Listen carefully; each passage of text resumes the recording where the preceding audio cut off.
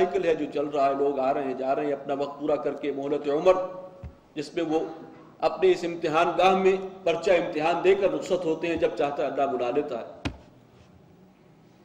یہ حیثیت ہے اس کی۔ اصل زندگی دائمی تو وہ بعد میں آئے گی۔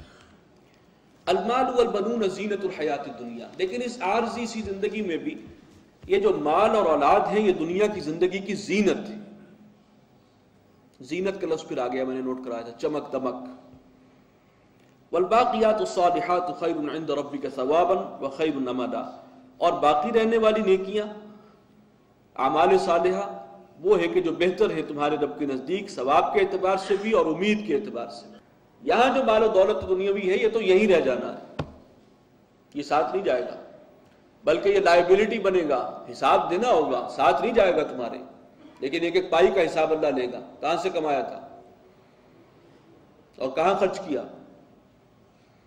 اسی طریقے سے اولاد ہے، زینت ہے۔ اس زمانے میں اولاد کا معاملہ خاص طور پر زینت کا تھا، آج ذرا ٹرینڈ بدل گیا ہے، لیکن بہر کیف مال و دولت وہ تو ہے، اور اس کی چمک دمک میں بے پناہ اضافہ ہوا ہے۔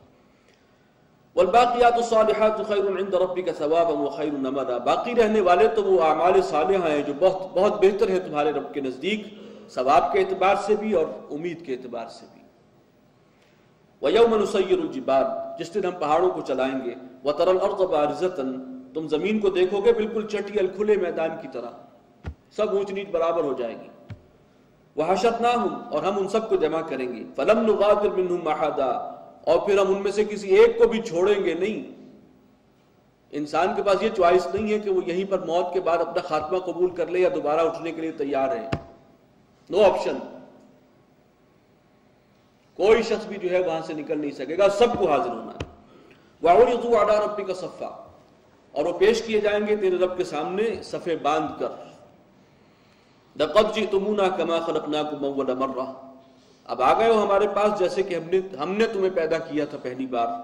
بل زعمتم ان لن نجعل لكم موعدا، بلکہ تمہارا تو کہنا یہ تھا، تمہارا دعویٰ یہ تھا کہ ہم تمہارے لیے کوئی وقت مقرر نہیں کریں گے، کوئی دوبارہ زندگی نہیں ہے، کوئی دوبارہ اٹھایا جانا نہیں ہے۔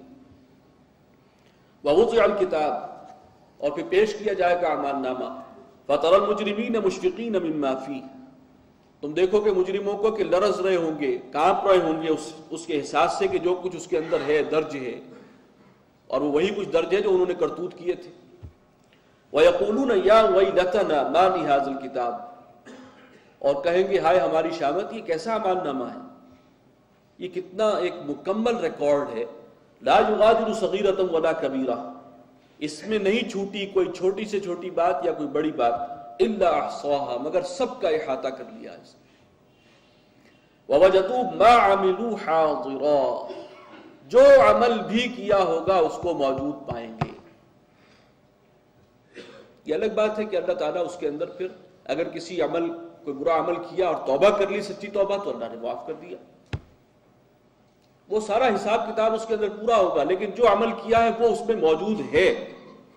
من یعمل مثقال ذرۃ خیرا یرہ ومن یعمل مثقال ذرۃ شرا یرہ، ذرے کے برابر بھی کوئی نیکی کی ہے تو بھی اس کے اندر دیکھ لو گے تم اسے، اور ذرہ برابر کوئی برائی کی ہے تو اس کے اندر موجود پاؤ گے، ریکارڈ مکمل ہے۔ وَلَا يَظْلِمُ رَبُّكَ أَحَدًا، اور ان کا رب جو ہے تمہارا رب کسی پر ظلم نہیں کرے گا۔ وَإِذْ قُلْنَا لِلْمَلَائِكَةِ اسْجُدُوا لِآدَمَ فَسَجَدُوا إِلَّا إِبْلِيسَ، یہ پھر آ رہا ہے اور 5ویں مرتبہ ہم پڑھ رہے ہیں۔ اس سے پچھلی سورہ بنی اسرائیل میں بھی 7واں رکوع شروع ہوا تھا قصہ آدم و ابلیس سے، اور یہاں بھی 7واں رکوع شروع ہو رہا ہے قصہ آدم و ابلیس سے، اگرچہ یہاں مختصر ہے۔ وَإِذْ قُلْنَا لِلْمَلَائِكَةِ اسْجُدُوا لِآدَمَ، اور جب ہم نے حکم دیا فرشتوں کو کہ سجدہ کرو آدم کو، فَسَجَدُوا إِلَّا إِبْلِيسَ، تو سجدہ کیا سب نے سوائے ابلیس کے۔ کَانَ مِنَ الْجِنِّ، یہ وہ مقام ہے قرآن مجید کا جہاں واضح کیا گیا کہ وہ جنات میں سے تھا۔ فَفَسَقَ عَنْ أَمْرِ رَبِّهِ، تو اس نے سرتابی کی اپنے رب کے حکم کی، نافرمانی کی، تکبر کا مظاہرہ کیا۔ أَفَتَتَّخِذُونَهُ وَذُرِّيَّتَهُ أَوْلِيَاءَ مِن دُونِي، اب یہاں انسانوں سے اللہ کا ایک شکوہ ہے کہ کیا تم نے اس ابلیس کو اور اس کی ذریت کو جو اس کے چیلے چالٹے ہیں، انہیں تم نے اپنا دوست اور ساتھی اور رفیق بنا لیا اللہ کو چھوڑ کر۔ وَهُمْ لَكُمْ عَدُوٌّ، حالانکہ وہ تمہارے دشمن ہیں، کھلے دشمن ہیں، سخت ترین دشمن۔ یہ ہو رہا ہے اس وقت، سب کی دوستی جو ہے وہ ابلیس اور ان کے چیلے چاٹوں کے ساتھ ہے، سہارا ان کو سمجھا جاتا ہے، امیدیں ان سے وابستہ ہیں۔ وہ جو اقبال نے کہا کہ بتوں سے تجھ کو امیدیں، خدا سے نو امیدی۔ ہم کس سے امید لگاتے ہیں، کس سے نہیں لگاتے؟ امریکہ سے ہماری امیدیں وابستہ ہیں، چاہے وہ ٹھوکریں مار رہا ہو۔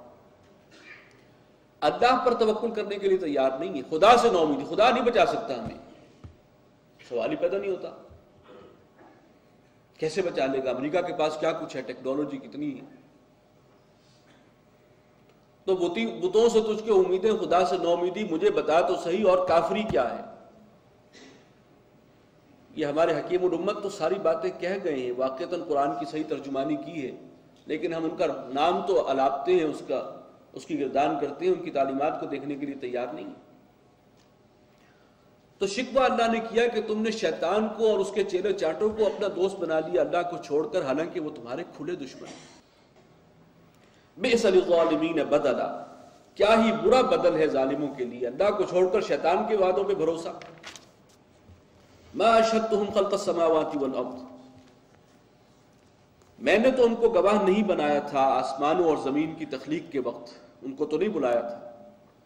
ولا خلق انفسہم، اور نہ خود انہی کو پیدا کرتے وقت ان کو گواہ بنایا تھا۔ وما كنت متخذ المضلین عضدا، اور نہ میں ایسا تھا کہ بہکانے والوں کو اپنا دست و بازو بناؤں۔ تم نے ان کو جو سمجھ لیا کہ اختیار کے مالک وہ ہیں، ان کے پاس ہے وسائل، وہ ہیں قوت و اختیار کے مالک، ان کے پاس ہے زیادہ حصہ، شریک ہے۔ کیسے شریک ہے؟ میں نے تو ان کو کہیں شریک نہیں کیا، زمین و آسمان کی پیدائش کے وقت کہیں ان کے ساتھ کوئی مدد نہیں دی۔ وَيَوْمَ يَقُولُ نَادُوا شُرَكَائِيَ الَّذِينَ زَعَمْتُمْ، اور جس دن وہ فرمائے گا کہ پکارو میرے شریکوں کو جن کے بارے میں تمہیں بڑا دعویٰ تھا کہ وہ اللہ کے ساتھ شریک ہیں اختیار میں۔